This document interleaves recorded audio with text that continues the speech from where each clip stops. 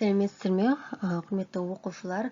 5 сыныптың қазақ әдебиеті пәнінен 3-ші тоқсанда жаңа тарауды бастайтын боламыз. Өте ауқымды кең тараулардың бірі. Сондықтан осы тарауға, яғни адамгершілік асыл қасиет тарауына арналған тапсырмаларды өте мұқият және де барша зейінмен орындайтын боламыз. Және де көлемді тақырыптарда шығармаларды талдаймыз. Біздің бірінші сабағымыз Ахмет Байтұрсынұлының «Адамдық диқаншысы» шығармасына арналады. Бүгінгі сабағымыз әрине тапсырманы орындамас бұрын өздеріңіз Ахмет Байтұрсынұлының өмір шығармашылығымен және де «Адамдық диқаншысы» шығармасымен таныс болыңыздар. Содан кейін барып тапсырмаларды орындаймыз. Және де оқушылар менің YouTube каналыма тіркелуді ұмытпаңыздар. Бірінші тапсырма: мысал жанрының ерекшелігін талдап, дәптерлеріңе жазыңдар. Мысал жанры әдебиеттегі ең көне жанрлардың бірі. Ол қысқа әңгімелеу немесе өсиеттік сипаттағы шығармалар арқылы тәрбиелік және өнегелік мазмұнды жеткізуге арналған. Мысал жанрының ерекшеліктері мыналар. Бірінші, аллегориялық сипат. Мысалдарда адамдарға тән мінез-құлық, іс-әрекеттер, жануарлар, құстар, өсімдіктер немесе заттар арқылы бейнеленеді. Аллегория арқылы жасырын мағына беріледі. Бұл шығарманың танымдылығын арттырады. Және де қысқалық пен нақтылық. Мысалдар әдетте қысқа әрі нақты болып келеді. Онда оқиға тез өрбіп, негізгі ой немесе қорытынды жылдам беріледі. Үшінші, тәрбиелік және өсиеттік мазмұн. Мысалдың басты мақсаты адамгершілік құндылықтарды насихаттау, қателіктер мен жаман әдеттерді сынау. Ол оқырманға үлгі өнеге болуға бағытталған. Екінші тапсырма: төмендегі теориялық ұғымдарға анықтама беріңдер. Мысал дегеніміз шағын көлемді, оқиғалы, адамдарға сабақ боларлық, тәрбиелік, тағылымдық мәні бар шығарма. Көбіне аң, хайуанат, жәндік туралы жазылады. Сол арқылы адам бойындағы мін, әлеуметтік ортадағы кемшілікті сынайды. Аллегория дегеніміз адамдардың орнына жануарлар мен жәндіктерді, өсімдіктерді атап көрсетеді. Олар адам істеген әрекетті жасайды.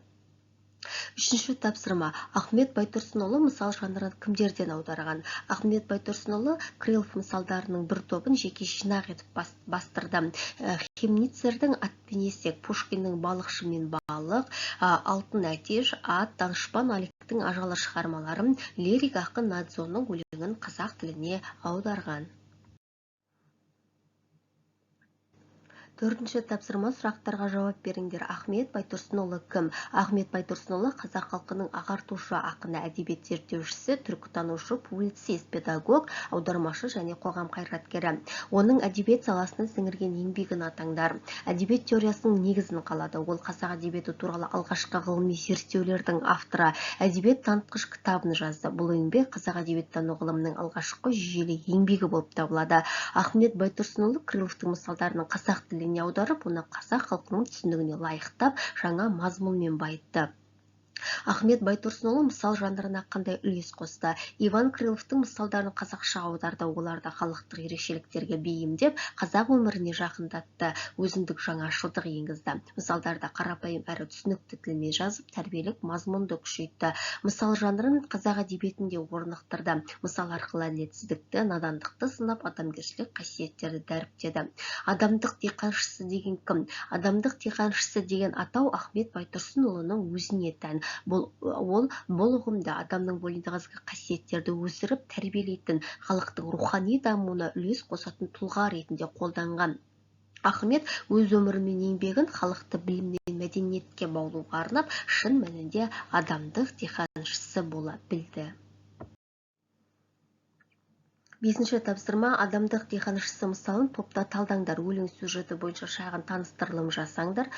Өлеңде диқаншы бейнесі арқылы адамзаттың рухани құндылықтарды бойына сіңіруі, ізгілік пен жақсылыққа ұмтылуы суреттеледі. Автор адамгершілікті, білім мен тәрбиені топыраққа себілген дән ретінде сипаттайды. Өсімдік қалай күтімсіз қурап қалса, адамзат та тәрбиесіз және ізгіліксіз дамымайды.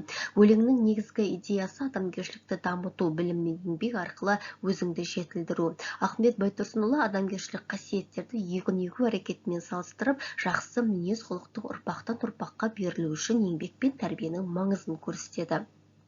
Сюжеттік желісіне келетін болсақ, кіріспе немесе басталуы. Автор диқаншы образын таныстырады. Ол өз жеріне дән сеу, мол өнім алуды мақсат етеді. Негізгі бөлім. Диқаншының әрекеті арқылы автор адамның рухани дүниесін дамыту қажеттігін түсіндіреді. Егер адам өз бойында ізгілік дәнін егсе, ол жақсы нәтижелер береді. Қорытынды, жақсылық пен адамгершілік қоғамның дамуына негіз, оны қолдау әр адамның міндеті.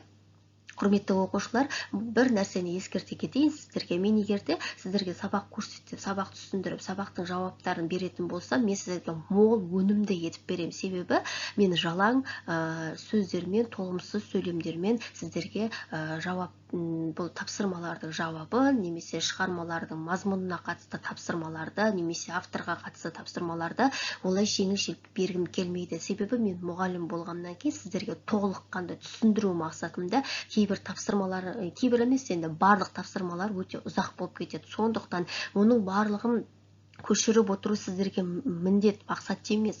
Оқыңыздар бірінші, сосын оқығаннан кейін барып, сол мен ұсынған жауаптан өздеріңіз түсінгендеріңізді жазсаңыздар болады. Немесе оқып отырып, мен осы жауапты, осы сөйлемді ғана осы жаңа тапсырманың жауабы ретінде қалдырамын деп өздеріңізге керекті нәрсені ғана жазсаңыздар болады. Ал мен мұғалім болғаннан кейін, ұстаз болғаннан кейін сіздерге жеңіл-желпі емес, өте ауқымды, өте мол білімді бергім келеді негізінде. 6-шы тапсырма, мысал бойынша адамдықтың сыры атты сценарий құрастырыңдар. Енді мен сіздерге тек қана қатысушыларды ғана көрсетіп бердім. Бұл тапсырманы орындауды әрбір оқушының өзінің шығармашылық деңгейіне қалдырдым. Мысалға, автор оқиғаны баяндаушы, диқаншы, адамгершілік пен ізгілік дәнін себуші, жер, дән, тікен, адамдар тобы деген бізде кейіпкерлер болады. Осы мүмкін бұл сахналық қойылым.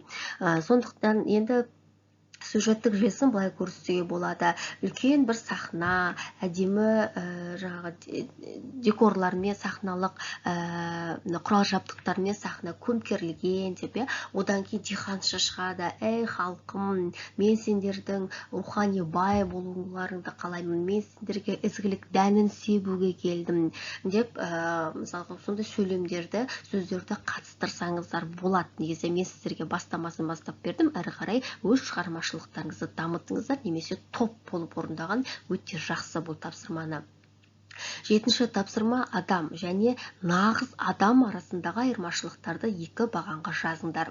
Адам тек тіршілік үшін өмір сүреді, өзінің қажеттіліктерін ғана ойлайды. Ішіне үңілсең, тәрбие мен білімі ақсап жатады, өз мүмкіндіктерін толық пайдаланбайды, бүгінгі күнмен өмір сүреді, уақытын пайдасыз әрекеттерге жұмсайды, жаман нәрселерге әуес, яғни өсек, өтірік, мақтаншақ, тек материалдық қажеттілікке ұмтылады. Ал нағыз адам рухани бай, білім мен ғылымға әуес, қоғамға пайдасын тигізеді, адамгершілігі мол, өз өмірінің жауапкершілігін нағыз орынға қояды, өмірлік құндылықтарға берік. Сондықтан 7-ші тапсырмадан мен сіздерге оқушылар айтар едім, өзіндік ой, өзіндік үлгі алыңыздар деп.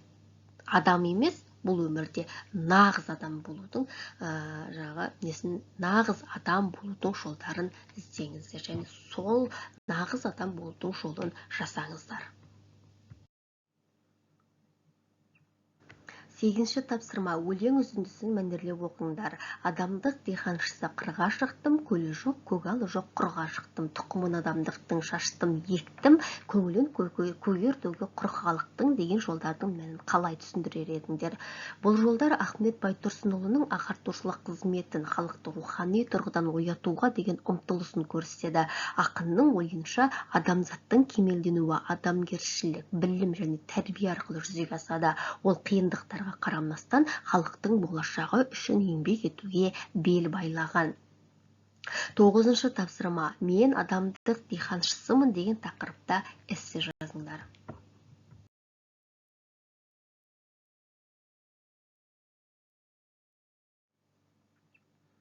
Келесі бізде оқушылар мәтіндер бойынша тапсырма. Бірінші мәтіннің бірінші тапсырмасы адамдық диханшысының мақсаты не?